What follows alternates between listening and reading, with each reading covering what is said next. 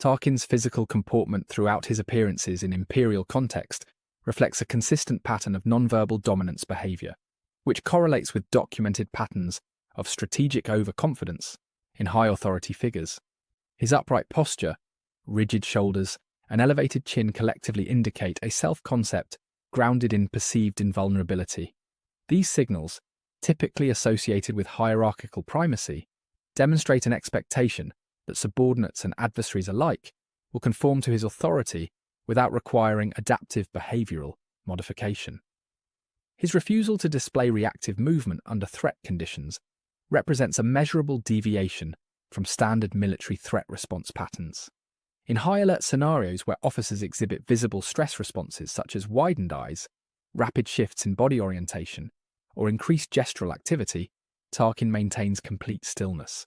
This absence of startle response is not indicative of enhanced composure, but aligns with psychological models of denial-based risk processing, in which individuals maintain a fixed behavioral posture due to entrenched assumptions about environmental control. During operational discussions, Tarkin consistently uses stationary postures, hands positioned behind his back, and minimal head movement, and these behaviors function as non-verbal assertions of dominance intended to reinforce asymmetrical power relationships.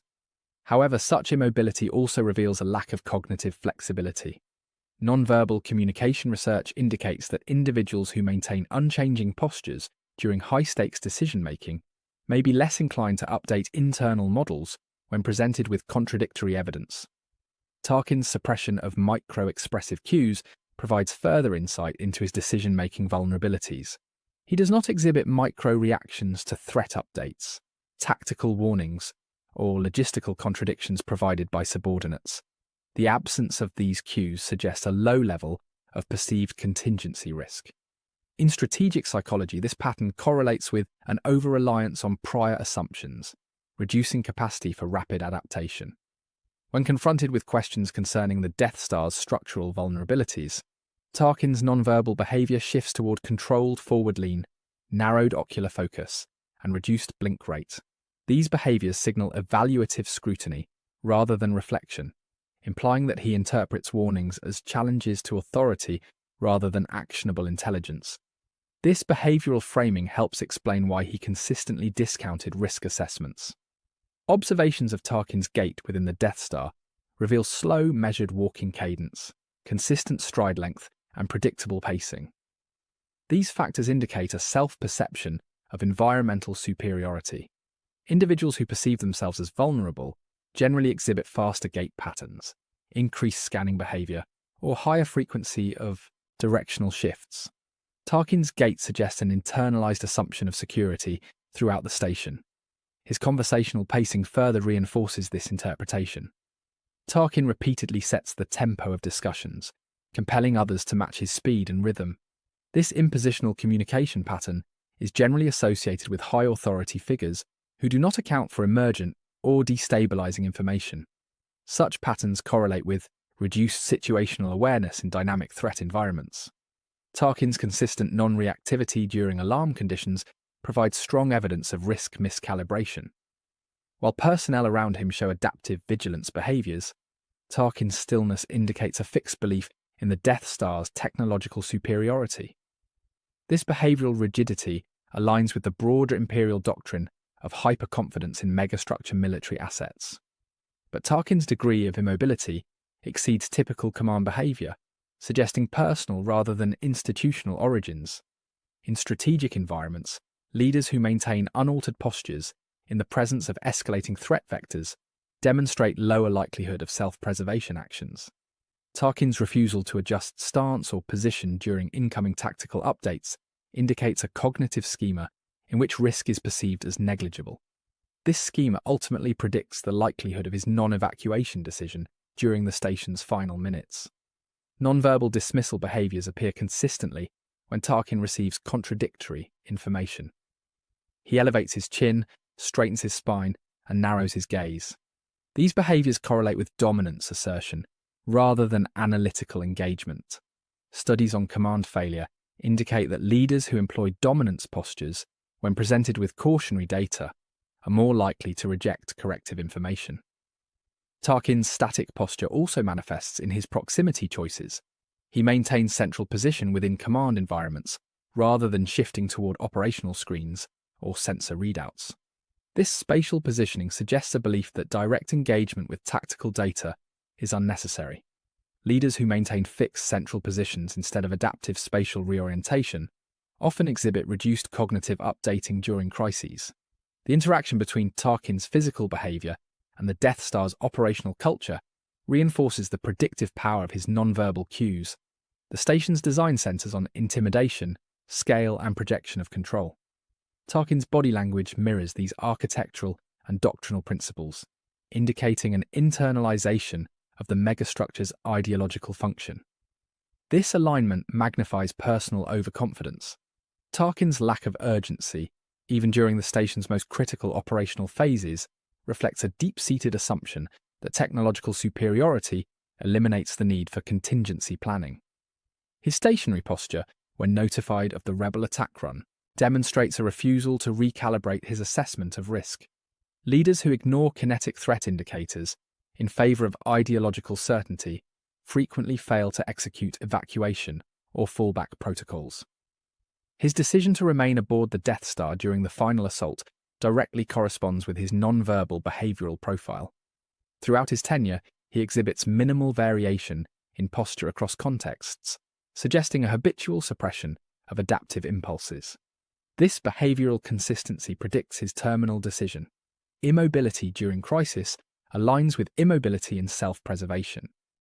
Tarkin's body language throughout the Death Star's operational period exhibits a consistent pattern of nonverbal dominance behaviors that align with established research on executive overconfidence in high-power environments. His static posture, elevated chin, and pronounced stillness indicate a belief in uncontested authority.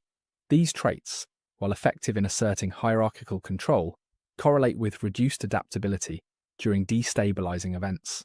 His reliance on non-reactive physical comportment under conditions of tactical stress reveals a cognitive predisposition toward perceived invulnerability. Leaders who do not modulate posture when presented with emergent threat data demonstrate diminished responsiveness to risk escalation. Tarkin's persistent stillness in alarm scenarios therefore represents not composure, but a structural inability to reassess situational parameters. During strategic briefings, Tarkin consistently employs postural dominance to terminate discussion rather than to facilitate information exchange. His habit of leaning forward slightly while narrowing his eyes functions as a nonverbal signal of evaluative supremacy. This gesture discourages subordinates from contributing dissenting assessments, limiting the availability of corrective feedback. The resultant information bottleneck increases the likelihood of miscalculation. His slow, measured gait within the Death Star reinforces this interpretation. Instead of demonstrating adaptive movement patterns that track operational urgency, Tarkin maintains constant pacing, independent of contextual variables. Leaders who exhibit uniform gait behaviors in dynamic environments often display reduced situational awareness. His movement indicates low perceived threat salience. Tarkin's communication style is further shaped by restricted gestural activity. He avoids open hand gestures, rapid gesticulation, or orientation shifts that would suggest active cognitive processing.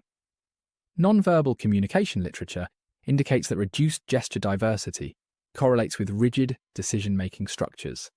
Tarkin's narrow behavioral repertoire reflects a fixed cognitive model resistant to modification. The absence of micro-expressive variability during critical discussion moments provides additional evidence of his risk misperception. He displays no involuntary reactions to warnings about the Death Star's vulnerabilities.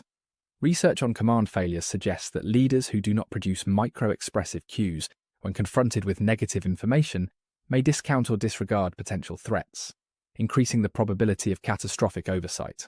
When contradicted by officers, Tarkin employs a vertical head raise and spinal extension consistent with classical dominance postures.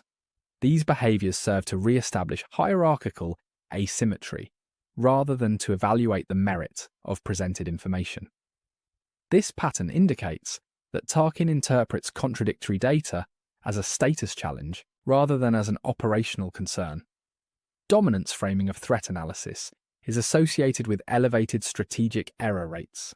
Tarkin's tendency to occupy central positions within command rooms, without shifting orientation toward operational displays, reveals a disconnection between personal authority and tactical engagement. High-functioning commanders typically reposition themselves to maximize sensory intake during crises. Tarkin's refusal to reposition suggests a belief that tactical outcomes will conform to his predetermined expectations regardless of data input. His consistent lack of rapid head movements or visual scanning further supports this assessment. In threat environments, leaders generally increase ocular activity to evaluate risk vectors. Tarkin's restricted visual movement indicates a confidence that negates the need for active environmental monitoring. Such confidence is detrimental in situations requiring rapid adaptation. During operational escalation, Tarkin retains identical posture to his baseline composure, indicating no internal recalibration of threat level. The absence of posture modification in the presence of deteriorating conditions is a well-documented predictor of decision paralysis in high-authority individuals. His failure to shift stance when the rebel attack run intensified demonstrates this paralysis in practice. Subordinates' visible stress reactions contrast sharply with Tarkin's immobility, highlighting the discrepancy between environmental conditions and his personal threat assessment. This divergence indicates that his body language does not reflect operational reality. Leaders who maintain fixed postures, while subordinates react adaptively, often misinterpret or underweight incoming danger signals. Tarkin's use of stillness as an intimidation technique inadvertently inhibited his ability to recognize the need for evacuation. When individuals rely on nonverbal dominant strategies to maintain authority, they may perceive adaptive behaviors such as retreat or repositioning as undermining their constructed image. This framework explains why Tarkin remained stationary, even as the tactical situation collapsed. His failure to leave the Death Star during the final assault reveals the culmination of his nonverbal behavioral pattern. The same immobility that asserted his authority at the strategic table rendered him incapable of executing self-preserving action. In leadership psychology, entrenched dominance behaviors can override rational threat responses, producing fatal inaction. Tarkin's reliance on posture as a tool of control embedded a cognitive rigidity that prevented him from accepting tactical unpredictability. The rebel threat required adaptive reasoning, but Tarkin's nonverbal conduct demonstrated a refusal to update internal models. Leaders who rely on symbolic authority cues often misjudge the limits of their power, particularly in technologically complex environments. The link between Tarkin's body language and his strategic failure highlights an important dynamic in Imperial command culture. The Empire rewarded displays of certainty, discouraging adaptive behavior. Tarkin's rigid posture reflects internalization of this culture, making him especially susceptible to blind spots. His nonverbal signals therefore serve not only as personal traits, but as structural artifacts of a flawed system. The final analysis shows that Tarkin's physical comportment functioned as a consistent predictor of his decision-making failure. His nonverbal insistence on dominance, refusal to modulate behavior under threat, and resistance to adaptive postural shifts created a cognitive environment incapable of recognizing impending destruction. His posture did not merely accompany his downfall, it forecast it.